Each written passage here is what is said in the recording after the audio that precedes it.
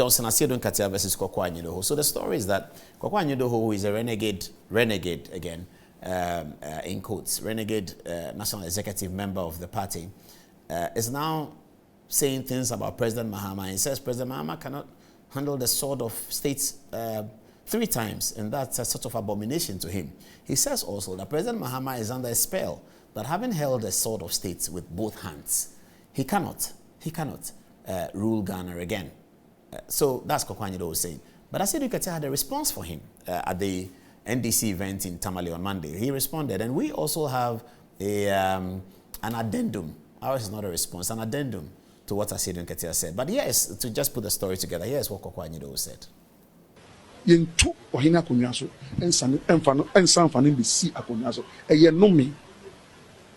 Another one spiritually is that this sword that we hold, that the presidents hold to swear the oath of office, spiritually, you can hold it only twice. Jerry Rawlings held it twice, 92, 96. President Kufuor held it twice, 2000, 2004.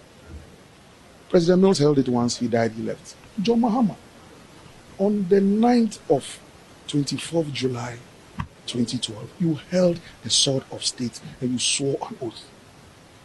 On the 7th of January 2013, you held the sword of state and swore an oath. You held it twice. Why do you want to hold it 3 times and be a curse upon the country? He cannot. Nana has held it twice. He can't hold it the 3rd time. Why does John Mahama think that Ghana was created for him and that he will come and mess the nation up spiritually and physically? It won't happen. It cannot happen. We are now going to go to hear what Aseidu Nketiah said in the video at Tamale, at the UDS place, how Aseidu Nketiah responded to this on the John Mahama event on Monday. This is what he said. I have heard it being said throughout this campaign that somehow there is no history of any president who has sworn with our state source 3 times. Maybe they haven't learned the history properly. Because President Rawlings swore to the nation 3 times. First, as a chairman of AFRC. Second, as the chairman of PNDC. And the 3rd, as the elected president of the Republic of Ghana.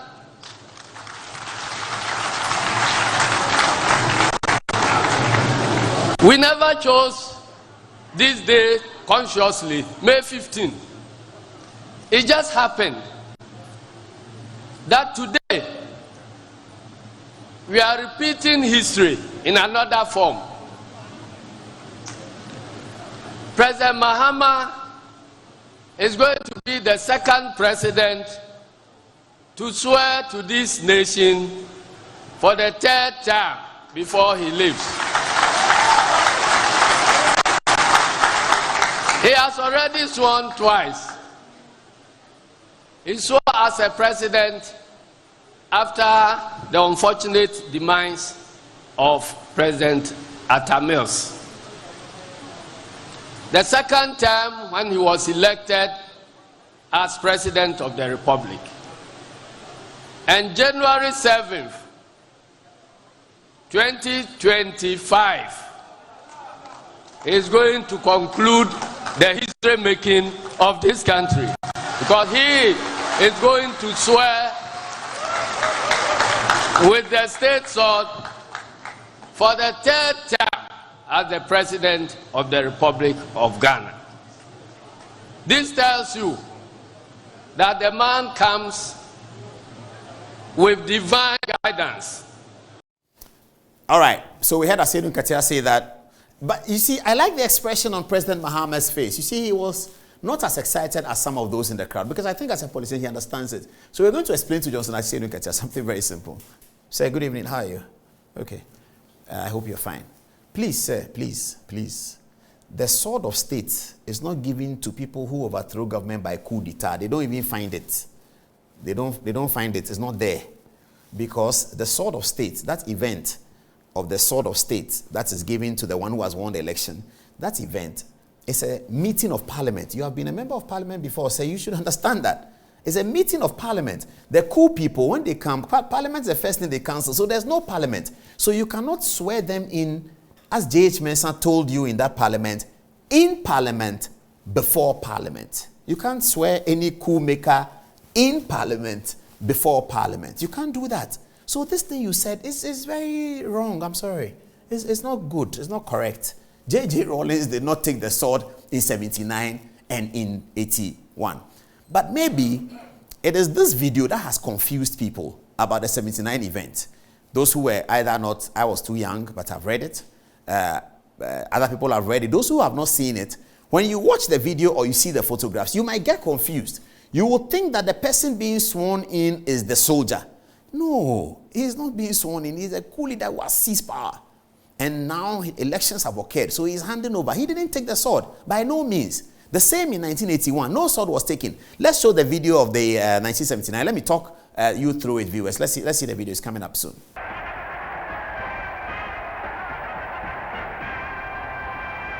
Of Hila Liman. Now, the focus was on Fly Lieutenant Rawlings. This is Liman now arriving, and Liman's car is carrying the Ghana flag. That's the president of Ghana, not the guy who arrived in the... So, this, pause it. Please pause it. Please pause it. Pause it. Good. Now, viewers, have a look at it clearly. So, J.J. Rawlings is sitting in the state chair, and Dr. Liman, where he shouldn't be, he should never be there. He should really not be there at that time. Later on, he qualified to be there. But in this event, J.J. should not be there. The chair should be empty. So you see, viewers, these days, when you go to the inauguration of the president, you can look at all the presidents. That chair is empty. So why did they put J.J. there? This is what has confused the chairman of the NDC. J.J. didn't take any sword on this occasion. Johnson, Aseidu Nketiah, please, listen. J.J. don't let this photograph confuse you. No, J.J. didn't take any chair. So Dr. Liman was made to sit on the chair on the left. That's the vice president's chair. It is till this day the vice president's chair. So Dr. Liman is speaking now. He was to be sworn in as president of Ghana, not J.J., who usurped the chair that he later got correctly. But on this occasion, he had clearly usurped it. It was not his place to sit there. Of course, he looked quite uncomfortable in it anyway. All right, play the video. Let the video continue playing, and let's continue our work. All right. And well-being of the people of Ghana, so help me God. So that's how the 1979 happened. This was the 1979 event. So J.J. Rawlings did not take any sword in 1979. Aseidu Nketiah should never have said that. He should never have said that to such an important audience. On an occasion where President Mahama is sort of bringing back the love of the NDC to the NDC people, Aseidu Nketiah is making errors. He shouldn't have said that. Where did he get that from? Then he talks about 1981. It is wrong. Where did he get that from? And so in our flyer, I don't know whether they have it, they'll put it. In our flyer, we say that Mr. Chikata should tell our honorable chairman what is called transitional provisions. I'll show it to you now. I know that's transitional provisions. Establishment proclamation. We'll talk about transitional provisions as well tonight. But we said in our flyer that the lawyers in the NDC, Elik Plim Agbamava and Mr. Chachu Chikata, they should tell Johnson Aseidu Nketiah what is establishment proclamation. That's what he's confused with sword. No. The coup makers don't carry any sword. It doesn't work like that. Why are we taking us back to another place, Johnson Aseidu Nketiah? So J.J. Rawlings properly has carried the sword of state. 1993, 7 January 1993, he carried the sword of state, sworn in as president of the republic, having won the election so conducted in November and December of 1992. 7 January, J.J. Rawlings took the sword. 1. Okay. 7 January 1997, J.J. Rawlings took the sword. 2. Having won the elections, fought on the 7th of December 1996, J.J. Rawlings took the sword. Twice. Finished. Nobody has taken, no J.J. Rawlings took any sword the third time, anytime, anywhere, in Ghana, elsewhere. Wrong. Sir, please. We understand that we can all make mistakes, but where you sit as chairman of a party, some of these things, and also such a seasoned member of parliament, you're a seasoned member of parliament, a really good one, and you sit as an important chairman of the NDC. In fact, you are right. Globally, in terms of the socialist forum, not many people understand politics better than you. You are right about those things you say about yourself. But why this one? It's wrong. I'm sorry, sir. I beg you. I really beg you, sir. I'm sorry, but it's wrong. We can't accept that, you see. We can't accept that. He's an important person, but when he says something that's wrong, we cannot accept it. Sir, I beg you, I'm really sorry about this, but it's wrong. What Aseidu Nketiah said is blatantly and manifestly wrong. Now, put up the establishment proclamation. Let me show viewers how it looks like. Establishment proclamation. So when the coup people do the coup, they write what? So they appoint themselves. When they do the coup and they seize power, they appoint themselves as president of Ghana. They also appoint themselves as parliament of Ghana. So all coup makers are legislature and executive. They leave the judiciary to do their thing. They just cancel the Supreme Court. There's a reason why they cancel the Supreme Court. You see, because the Supreme Court is the court of first instance for the interpretation of laws. So the things they write in the establishment proclamation, you can go to Supreme Court to challenge it. So they cancel Supreme Court. So the court ends a court of appeal. There's no Supreme Court. You cannot go for constitutional interpretation in any court. That's what the coup makers all do. There's no Supreme Court. So Supreme Court comes in when the Constitution returns. So between Achampong School, 70-something and 79, there was no Supreme Court in Ghana. Same, between 1982 and 1992, there's no Supreme Court in Ghana. They canceled Supreme Court so that you cannot go and challenge some of these things they say in there. We're just explaining to viewers to get the Aseidu Nketiah question that there was no state sword handed over to J.J. Rawlings until 7 January 1993. Okay, let's look at this quickly. So this is the establishment proclamation. See how it is worded. What's this? Proclamation decree. Okay. Yes, this is the proclamation decree. That's J.J. Rawlings in the beautiful photograph they have of him. I read, and viewers, please read with me.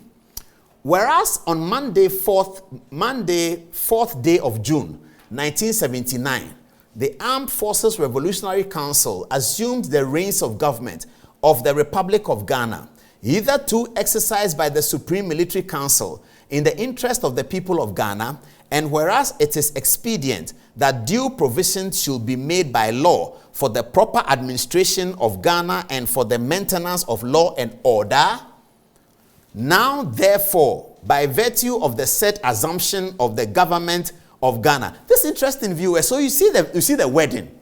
Whereas in the Constitution, they say sovereignty relies in the people of Ghana, and the people of Ghana have elected a president. They can't say that in an establishment proclamation because they stole the power with gun.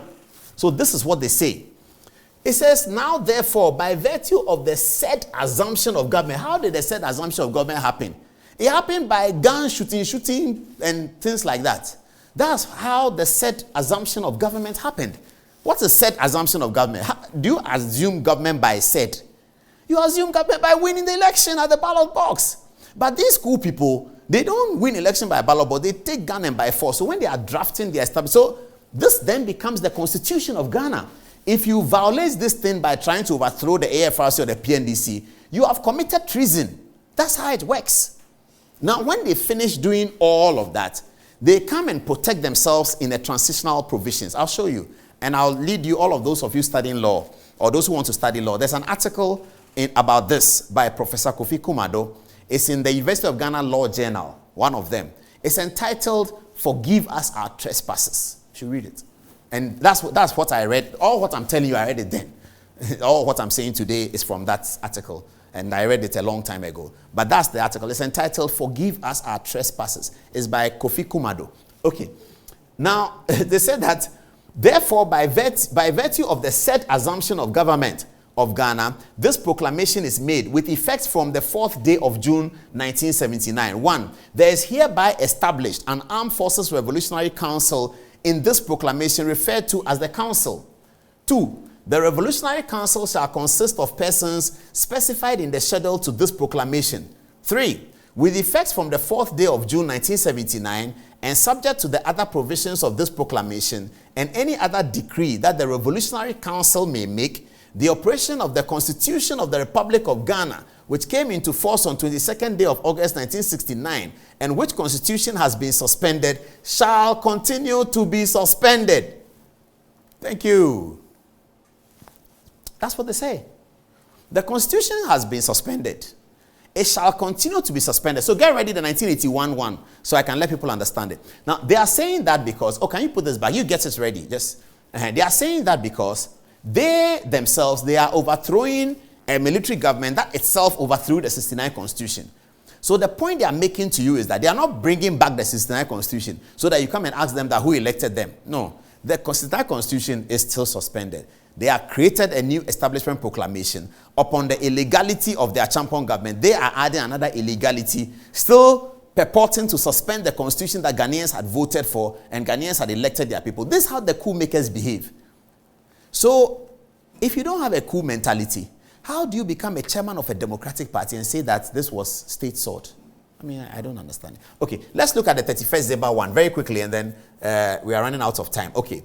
Now, this is it. This is the 31st December one. Much better because you can understand. This was overthrowing a proper civilian regime elected by the people. Dr. Liman's government, elected by the people. These coup makers are coming to overthrow them. They get a lawyer to draft this thing. I'm not sure who drafted it, but you can easily guess it's either Kwame Nkrumah or Mr. Chikata or somebody like that. Okay. All right. So let's look at it. Now, therefore, by virtue of the said assumption of the government of Ghana, this proclamation is made with effect from 31st December 1981. 1. There is hereby established a provisional National Defense Council in this proclamation referred to as the Council. Similar words. The Council shall consist of persons specified in the first schedule of this proclamation as well as any other person. Similar, same. Is that all? Have I done something wrong? Shall not exceed a total of 11 members. Okay, no problem. This is the establishment proclamation. This is how it works. I need to run fast, so I'll move on. Let's go to the transitional provisions, the main part I'm looking for. So, when they do this cool things, they don't get state sword. And then we put pressure on them, and then we come into a constitutional situation.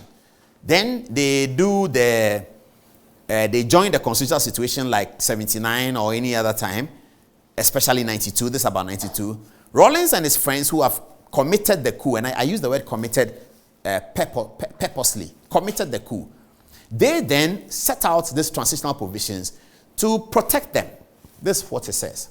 No member of the Provisional National Defense Council, Provisional National Defense Council Secretary, or other appointee of the Provisional National Defense Council shall be held liable either jointly or severally for any act or omission during the administration of the Provisional National Defense Council. That's what they write. So they protect themselves all together. So that, going back to the Aseidu Nketiah story, we have to know and we have to disagree with him that J.J. Rawlings has held the state sword twice. Koku Anyidoho is perfectly right about that. And on this note, I'd like you to play Aseidu Nketiah's montage. So we say congratulations to him.